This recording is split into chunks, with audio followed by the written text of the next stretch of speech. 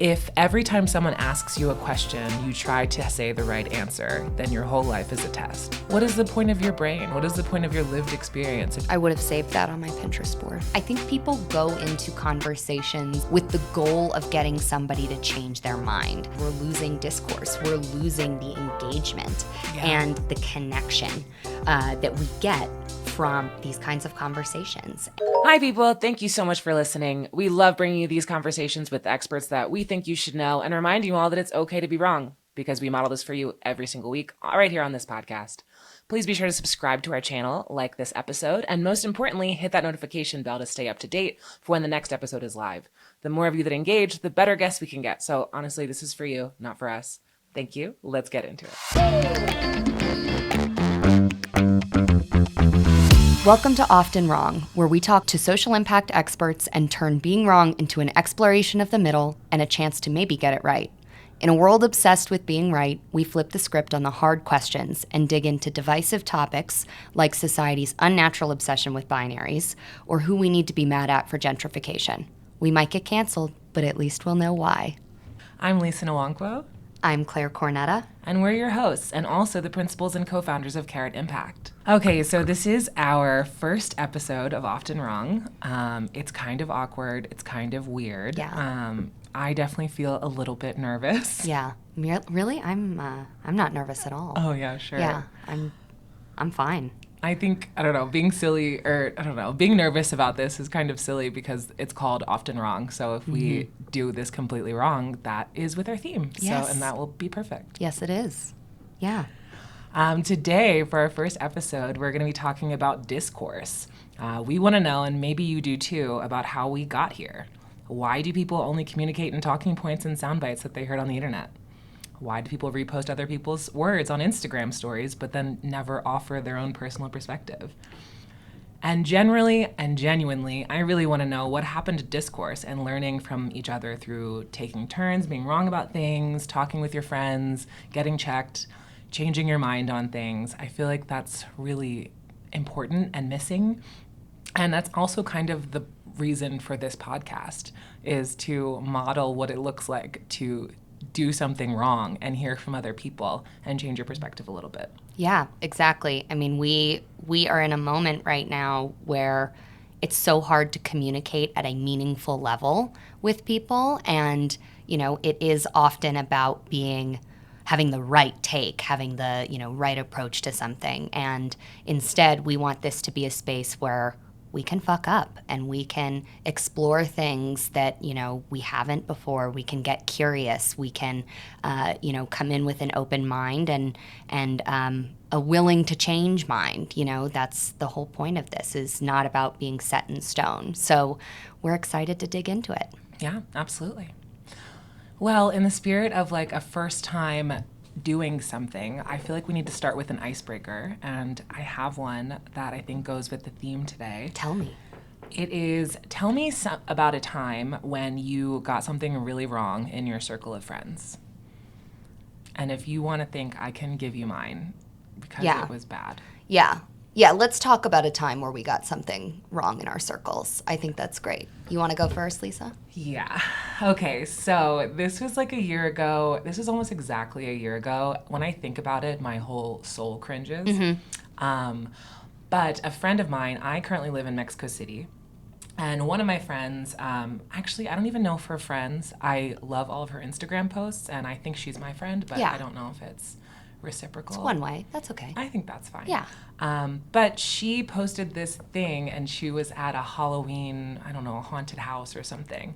And it was a skeleton climbing up a wall, and there was a sign at the top that said American Dream. And I replied to that with a laughing emoji. Because to me, I was like, oh, that's like it feels like a political cartoon. Yeah. Like, yeah, the American Dream. You'll die before you get there. Like, I was like, that's funny. That was well done. She left me on red. And I wasn't sure if that was because we're not friends in real life or if it was because that was a mistake. And I didn't really get why would you post that if it wasn't a joke? Yeah. It took me probably 8 months to realize that she is Mexican, from Mexico. And so when they're talking about the American dream, when they're showing people like climbing up this mountain towards a fence, they're talking about something completely different. Yeah. And that was really crazy for me because I only could consider seeing that image in one way. And it took a while. And I remember I was like laying in bed, I was falling asleep, and it came to me that there was another perspective on this image. And I like shot up out of bed. I was like, had sweats. I was so anxious after I saw that. And I was like, oh no, and now it's too late. I can't even reply and be like, oh, so you remember that thing I sent you 8 months ago? I just realized why that's wrong. Yeah. So, yeah, that's mine. If you're listening, I am really sorry, and that's not what I meant, and I'm glad you didn't unfollow me, but I get it now. Yeah. It's painful. And we hope we're real friends. Yeah. And I'm including myself in this, but yeah. She's great. That's wonderful. Incredible Instagrams. It's a great example. And I've been there in that moment of, oh my God, I just realized this thing that just happened. Yeah. And I feel like I have pretty good takes. I mean, we're going to Yeah. find out on this show. Yeah. But I usually feel solid about Yeah. them, but that wasn't one of them. I would have thought the same thing. But we're Americans. Yeah. So we'll just out ourselves as Americans right now. Yeah. And yeah, that's how we think of it, I think, you know. Okay, I'm uncomfortable again. Now what's yours? Okay. So I think a good example of this for me, I'm often wrong, as it says, but I think the thing that came to mind for me was, I took on a bit of a strong role in allyship among my own family, trying to make sure everybody was, educated and up to date. And, I have a predominantly white family. My immediate family is all white, and as am I. And I'm not, FYI. yeah, you are not. And we're both queer. You just want to get ahead of that. Just if no one can see me sitting, we're, very queer. But I took it upon myself, and this is maybe 2020, 2021, George Floyd, pandemic. What else is there to do than read Ta-Nehisi Coates and, get really serious about it. Yeah. And I think, so going back to my family's history, my mom grew up in Charlotte, North Carolina in the early 60s, and her neighborhood, like public school, was being desegregated at the time. And there was a lot of violence, a lot of unrest. It was such a scene, my grandparents couldn't go and pick up the kids, so they ended up actually starting a school with other neighborhood kids. Oh. But yeah, that's another story for another time. But so my mom grew up there, and it started off as innocuous as, like, we were listening to, I think, a Gucci Mane song in the car, and my mom has always been a fan of hip-hop, and the N-word came up in the song numerous times, as Gucci does, but my mom was like, oh, could you maybe turn it off, like, or switch songs? And I was like, Mom, what? Like, what's going on here? And she was like, I don't like hearing that word. And so I set a table. I got up on that table. I was on such a high. I was like, okay, let me educate you about reclamation. Mom, you have no idea. Like, this is a reclamation of a term that was so harmful to the Black community that Black community members have reclaimed this word to take away its power. And it's now a, symbol of XYZ. And my mom was like, okay, I don't like it. And I was like, well, and I just was like, how could she not see? It's, so powerful.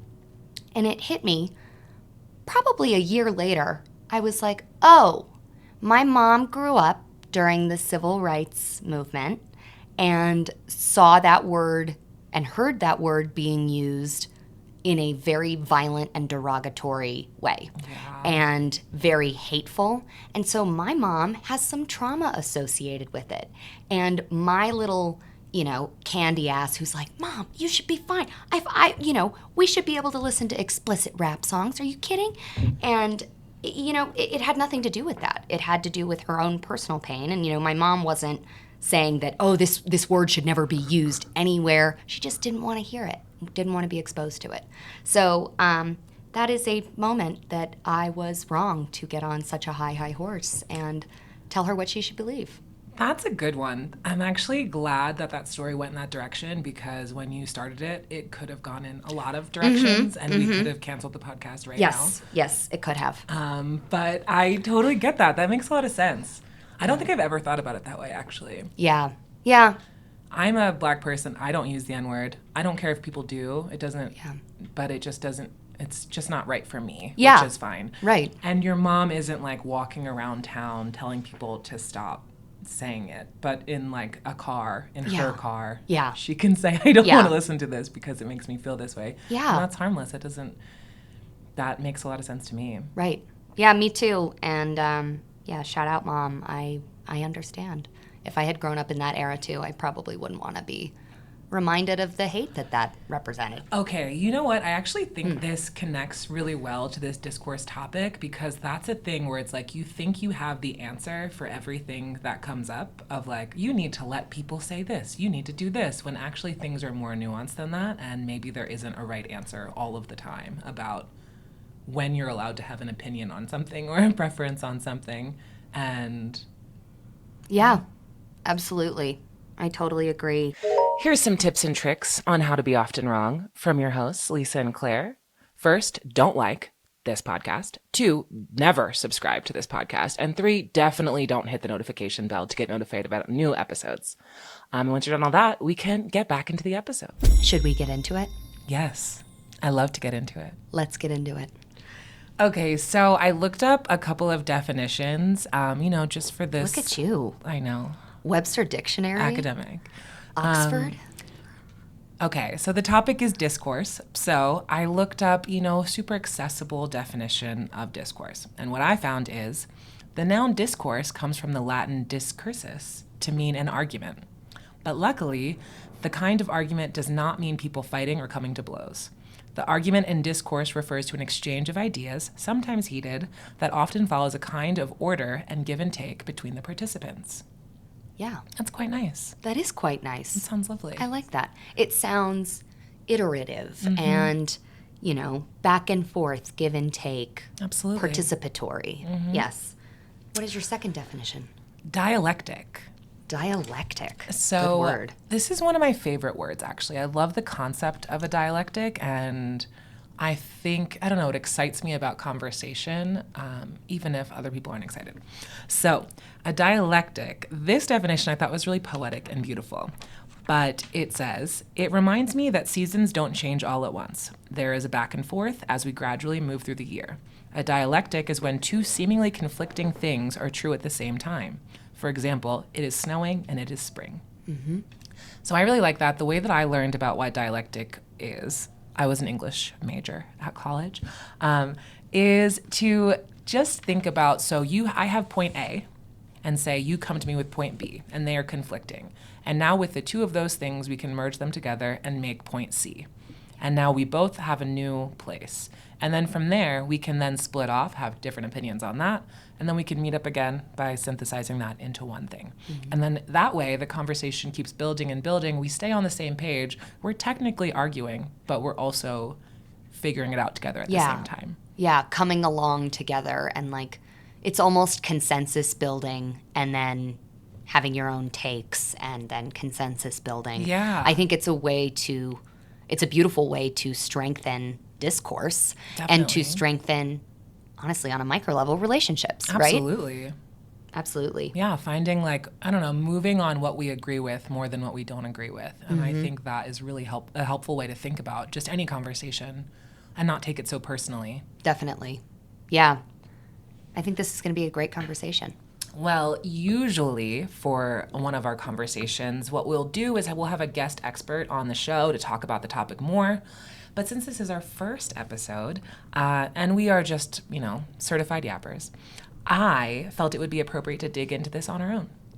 So just remember to listen through, because if you think we got anything wrong or if we missed something important, we definitely want to hear from you after the show. And we'll talk to more. We will talk to you more about that later. Yeah.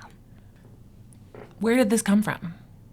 It's kind of hard to say because discourse, dialectics, learning from our communities, and even learning from our enemies through conversation has been around basically since the dawn of time. It is the reason for literally everything in the entire world that is man-made.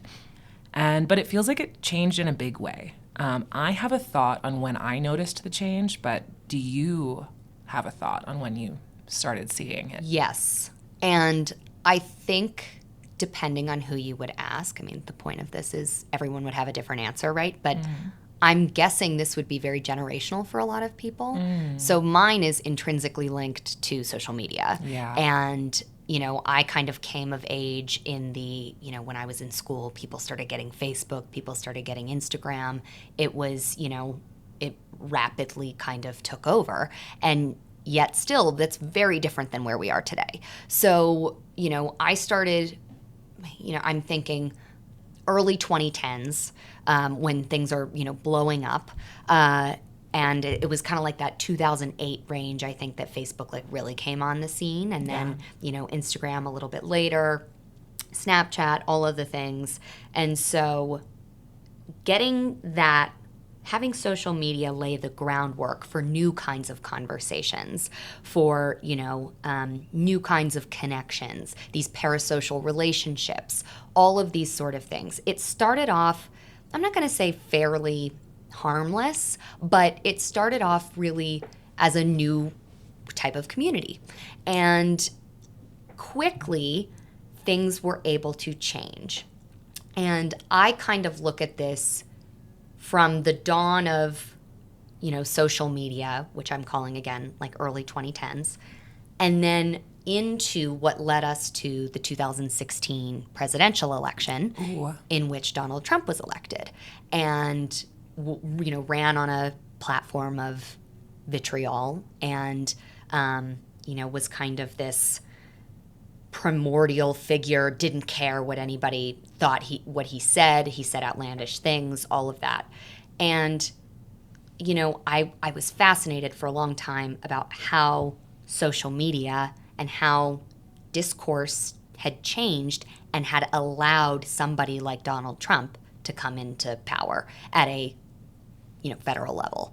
And to me, that was really a poignant oh shit moment. Things have changed when, you know, when he was elected, yes, but also, you know, leading up to that, we can see clear examples of, you know, how people were able to be very manipulated on social media by, you know, foreign bodies, by, you know, anyone else. And we had the rise of fake news, anti-intellectualism. We had all of these complex social ideas converging on a platform that just was primed to explode with, you know, this kind of misinformation and stuff. And so all of that, I think, has led us to where we are now, which is people are scared to say what they think.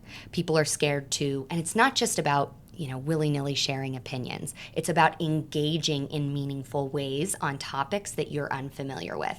Like, I think, you know, people are very scared to speak up unless they feel like they're an expert, a bona fide expert on something. And it's a real shame because we're losing discourse. We're losing the engagement and the connection that we get from, you know, these kinds of conversations. And, you know, there are a lot of reasons why that is, but that's when I started to kind of notice things, I think. That's really funny that you say that because I was actually going to point to 2016 too. I think, I mean, early 2010s internet, Twitter was the Wild West. You could say anything on Twitter and people thought it was funny and no one was upset by really anything. And then that changed really quickly. And, you know, I feel like this is like a really important note for anyone who's famous. Delete all of your tweets from the 2010s. Delete them. They're bad. They don't land anymore. I was there. I didn't get it. It was really funny at the time. People don't like it anymore. So, but I just noticed in 2016, really is because that was my radical year where I just read a ton of social commentary books, and I think my brain was exploding with knowing too much. And then it started to feel like, to me, what are we talking about if we're not talking about these very important social issues? Why isn't anyone posting about, honestly, the list is endless of what people could be talking about, but they weren't posting about it. And that started to bother me at that time. And I think it goes in a couple of ways. Like, one, I think there is fear of not saying the right thing or not being an expert. But then I also think people hold you to that. Like, even your friends will be like, well, why did you say that? Like, oh, your Instagram's a downer. Don't post that. Or, yeah, they'll judge you because their opinion is different. So you're kind of set up to fail if you want to post something on social media. Actually, it even happened to me yesterday. I posted something, an article that I saw. I left my little take on it. You know, the content is for another day, but don't worry, I'll get there. But I posted that, and then after that, I got a silk press, and I really wanted to post a selfie. And I was like, is it okay to post social commentary and then post a selfie? Ultimately, I determined that yes, it is okay, and I did do that. But those feelings come up, Yes. and I feel like that changes how we interact. It's like this particular way of communicating that you have to do to survive online, to get likes, to make people not unfollow you. Yeah. And I think it plays out into your real life, and that is a shame, and I think it needs to be corrected. Definitely. Yeah. As a brief aside, I did have Twitter in the early days. And I think now is a good time to establish Lisa is chronically online, Yes. and I am clinically offline. Yes. I do not have any social media. I have a secret TikTok account with my, fifth grade email address that I occasionally go on. But so two different takes here. But I was on Twitter briefly, and I remember one racial tweet that I posted, which said, I'm so white that I have to open the sunroof when I dance in the car so I can put my hands up. Yeah. So that was where Claire was in early 2010s. Not to say that I'm uncancelable, but Yeah. try me. Try my old tweets. That helps, for Yeah. sure. Yeah. I mean, two questions I have about this that I Yeah. kind of want to ask about every topic that we do is just who is benefiting from this and who's getting hurt by it. And I think this is a hard one to answer because I think everyone's getting hurt by this. And I think particular people, particularly maybe the government, maybe, big businesses are benefiting from it. It kind of reminds me back of how our parents were like, oh, don't talk about your political affiliations at the dinner table or something like that, which now I'm like, well, that's a good conversation. I don't know. Yeah. But I think it's kind of like that, and it keeps people from really progressing and advancing the way that they think about the world, the way that they move around the world. And a lot of people get silenced like that. I think it just makes these particular bundles of silences of what people can and cannot say, Yeah. or what they're allowed to say, or what has been fact-checked, and what's your source on this, instead of just letting people talk Yeah. and see what comes up. Absolutely. Yeah, I think it's so interesting to think about that on a, communal level, because I really think communities are getting hurt by this. It's and not just communities, but community, the idea of community, how we come together, how we coalesce, how we engage with one another.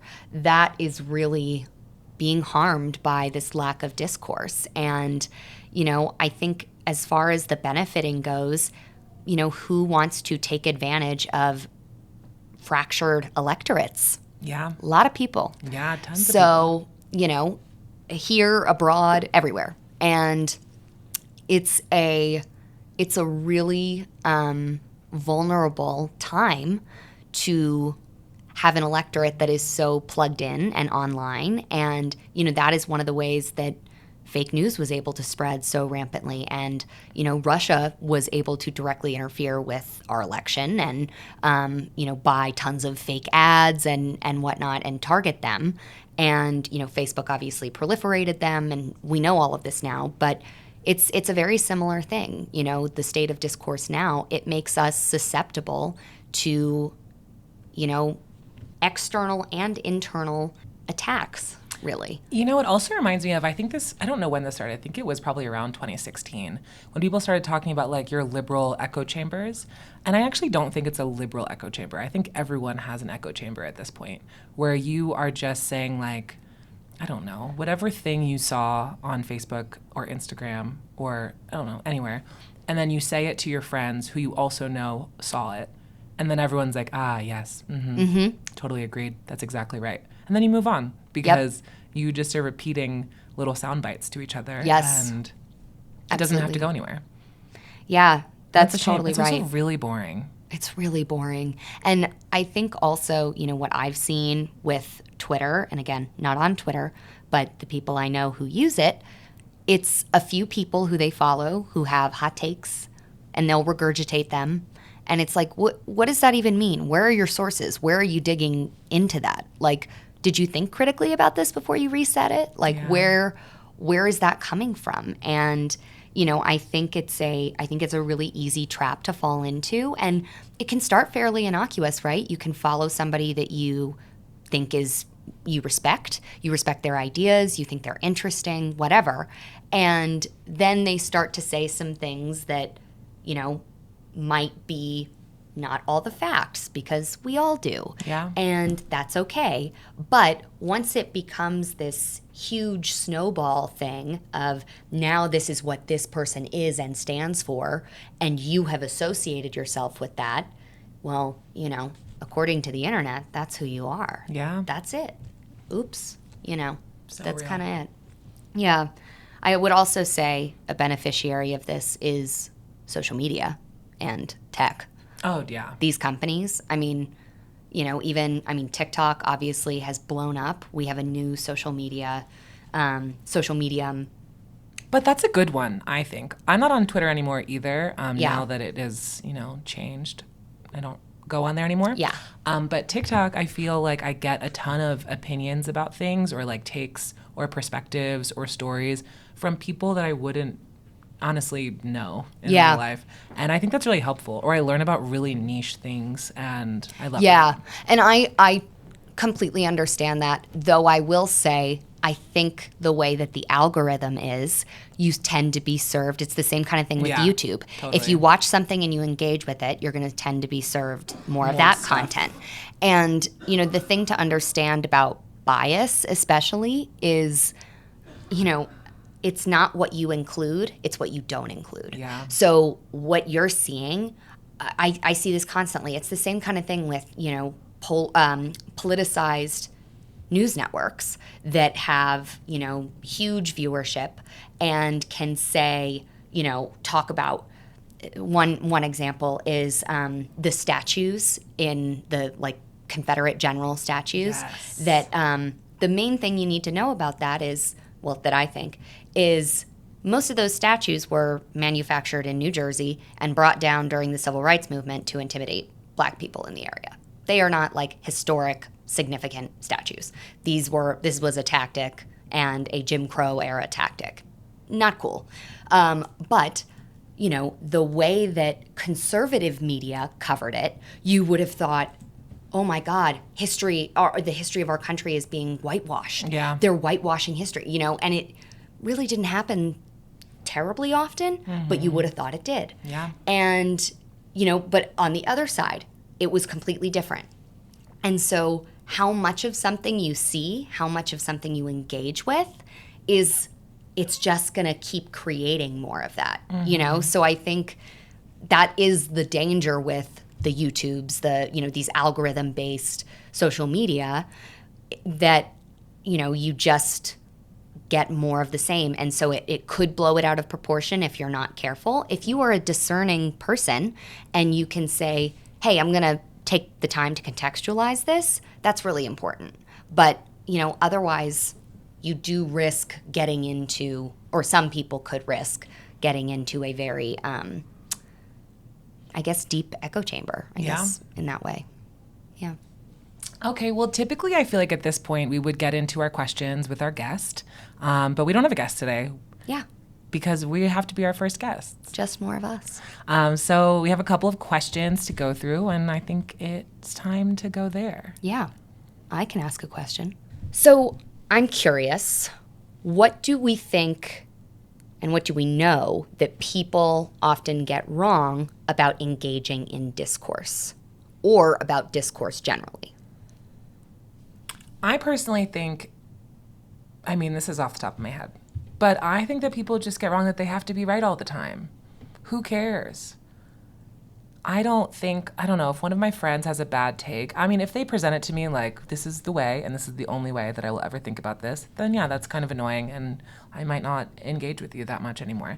But if we're just chatting and you say something to me that's like super out of pocket, and we can, get into it a little bit, that's great. I love doing that. So I think, I don't know, I feel like people are really kind of, one, cutting off their enjoyment of conversations, period, by just trying to say the right thing all the time.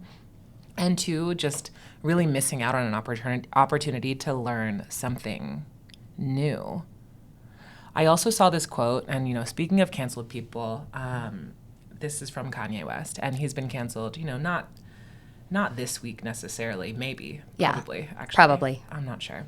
But it is a really good quote that I really liked where he said, if every time someone asks you a question, you try to say the right answer, then your whole life is a test.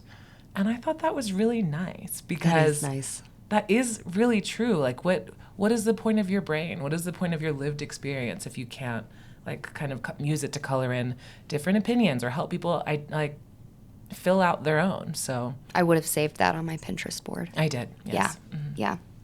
That's good. Yeah, I think it's so interesting because I think people go into conversations, and I still do this, with the goal of getting somebody to change their mind rather than having the goal be discourse, having the goal be engagement, back and forth. If we look at what discourse really is, it's so, like I said earlier, it's iterative. It is, participatory. It's back and forth, give and take. It's meant to be, you and I both do this thing together. It's not meant to be, I'm lassoing this person and trying to get them over to my side. That's not what this is. So going into, and this is not for every conversation, but if you want to engage in discourse, if you want to engage meaningfully with others, I think also maybe stop trying to do it on social media. I don't know, that's a hot take because I just don't think it can go very far. I think sometimes it can, but, I think sharing what you think is great, but don't expect discourse from social media. Yeah. I just am not of the mind that it will ever get to the point where there's meaningful discourse happening on social media. Mm-hmm. But in person, your loved ones, your family, your friends, your colleagues, whoever you're around, if you want to engage in that, make it an open space, make it just, hey, see where it goes. Don't have that agenda going into it, and don't also have the deep need to be right. Yeah. Don't do that. It's just not important. It's not relevant. It's not necessary to be right. And what a beautiful thing it is that we can all say, we're learning, we're growing. Yeah. We're listening, we're learning. Yep. We're listening, we're learning. Serene. I love it. I'd love to talk about solutions. Yeah. On both a macro level, which I think is hard. Yeah. And a micro level, an interpersonal level. Macro level, change all of the algorithms and all of the news. That shouldn't take that long. Yeah. But, just fix it, guys. Yeah, what are you doing? But I think on a micro level, something that I've been doing that I think has, one, been good for my mental health and good for my relationships is I say to my friends all of the time now, I don't care if I'm wrong about this. It does not bother me to be wrong. And I've had a couple of conversations, even recently, where I'll say something and my friends will be like, oh, you can't say that. And I'm like, well, hold on, let me cook, let me finish this, and then tell me why I can't say that. And, I'm an Aquarius. I just like to say stuff. I had a lot of thoughts. Sometimes I need to hear them out loud to know that that wasn't what I meant. I didn't say that exactly the way that I meant it. Yeah. But I mean no harm. And I feel like that's what are friends for, if not that? Like, you should know at this point that I mean no harm. I just want to say it like this. You tell me what about that was incorrect, and we can move from there. So I think that's been really helpful. I say it often. I actually start conversations sometimes by saying, I'm super okay with being wrong here. And, you know, especially now with the election, people ask me my opinion on it all the time. And that's hard because I think people really want to, and people have said to me that they really want to convince me to go, you know, in one direction or another. And for me, I'm like, no, like I don't care if you take my opinion and then adopt it as your own. I mean, that's flattering. It makes me feel really smart when other people do that, but it's not important. That's not the takeaway that I want to have from any conversation, is that I, you know, converted the masses into thinking the way that I do. I just wanted to say my piece, and as everyone kind of deserves to, I think. I think that's Almost excellent. Yeah. I think that's excellent. And yeah, to your last point, you know, I'd rather influence how people think rather than what they think. Mm-hmm. Always. It would be better to me to inspire somebody to think critically, to engage more, rather than hold a specific belief. Yeah. Always. And, you know, I think too, on a micro level, it's extremely important to go into conversations, especially where you're not an expert, where you're not of, you know, a certain community, whatever you're trying to do. If it has not touched you directly, and even if it has, there are people with other experiences, go in with a mindset of curiosity rather than I'm right, or I know this, or I heard one thing, so I'm going to just harp on that and try to show what an expert I am. I love the fact that you preface things with, I'm okay with being wrong about this. I often say, I am not an expert about this, so look it up, or I don't have sources for this, but this is my perception. Making it very clear. I'm not, you know, positioning here. I'm not trying to be, you know, an expert. But what I do always do is make sure I go in with genuine curiosity. I check judgment. I check the other things at the door. And there's some quote that says, you know, the opposite of judgment is curiosity, or it's impossible That's to nice. it's impossible to be curious while you're being judgmental, and vice versa. Okay, I would push back on that because I'm pretty judgmental. I might not act on it, and I might not tell you. Yeah. Like, sometimes I don't think it's actually happened with you, weirdly. Thanks. That's interesting. But I definitely have some friends where they'll say things to me, and I'm like, judging. I'm not going to say anything. I'm not going to tell you that you're wrong, but I'll just be like, noted. Yeah. So yeah, that's interesting because I wonder if I feel like I can be judgmental and curious at the same time. Well, I think this is a future episode because I'm very interested in that. Yeah. That makes... Oh, let's bring on someone that I really am judgmental of. Yes. That would be great. Great. I can think of a couple off the top of my head, but I love it. let's workshop that. Yeah, let's workshop it. But regardless, I think for the purposes of this conversation, it's important to stay curious when engaging in discourse. Definitely. 100%. Definitely. Right? Because that's the point. What's the point? Mm-hmm. Yeah. And I think... And I want to know. Yeah. Yeah, I want to know, and I want to understand more than I want to know, I think. I actually have there's a couple of areas, especially like really big kind of social impact issues that are common right now, where I know I have like the quote unquote correct opinion. It's graceful, it takes people into account, it lets people live their lives. I don't necessarily feel solid in them, though, because I didn't fill them in. Like, I just know how to be a nice person and not disrespect people, but I don't totally understand. I don't know how to be a good ally to that issue because I haven't found someone to have really good conversations about it with. And I think that is a shame and something I really want to work on, and especially, honestly, with this podcast, of just getting to bringing the people that we can have the conversations with of like, okay, I feel this way, but why? Why why is this good? And Yes. how is this helpful? And yeah, so it's not just kind of like a point A to point B, but we can fill it in with actual, I don't know, real thinking. I love that. I think that's spot on.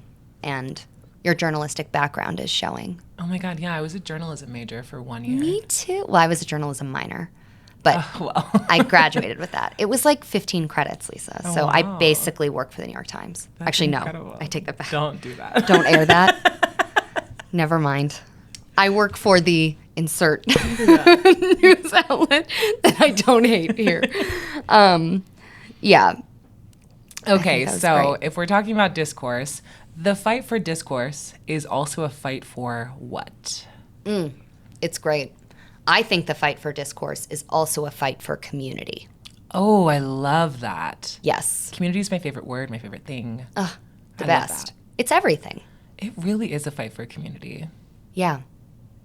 Without discourse, we can't build community. Yeah. It strengthens communities. And it is what community is about. Yeah. You should feel safe and belonging so you can have, challenging conversations or intellectually engaging conversations with those in your community and grow from there, Absolutely. Okay, similarly, because I would say the fight for discourse is also a fight for justice. And I say that that's similar because I think justice and community are a little bit synonymous at times. But I think in this way that if you can't really build upon, like kind of the questions we asked earlier about like who gets harmed by this, who is helped by this. If we can't have those conversations, how are we going to kind of course correct the way that we're going about things? I wouldn't say that this is, we're not living in like a super justice forward time right now. And I think kind of bringing back the discourse, bringing back the open conversations, the curiosity, the community is a pathway towards actual justice that is meaningful and makes changes going forward. 100%. I think that's very, very true. And, the people who are responsible for enacting justice need to be engaged in discourse. Yeah. I firmly believe that. And they need to hear everybody's takes. Yes. You don't need to just repost the New York Times article, you and all of your friends reposting the same article with no comments, because your perspective matters, even if it might be a little bit wrong. Yep.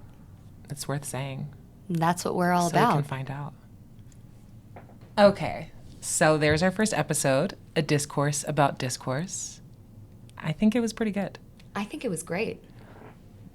But we might be wrong. So if we're wrong, you can check the description for wherever you're listening to this for ways that you can reach out to us. This is a super interactive podcast. We really, really want to hear from you. So let us know. What did we get wrong? What did we miss? What did we not make a big enough deal out of? What did we overblow? Just let us know, and we'll dig into that in a future episode, because I think it's important that we bring everyone's voice who's willing into the conversation, because if it's just you and I, we don't want to make an echo chamber. We just talked about that. Exactly. That would be terrible. It would be terrible. So that's it. That's often wrong. Prove us wrong. Thanks. Thank you.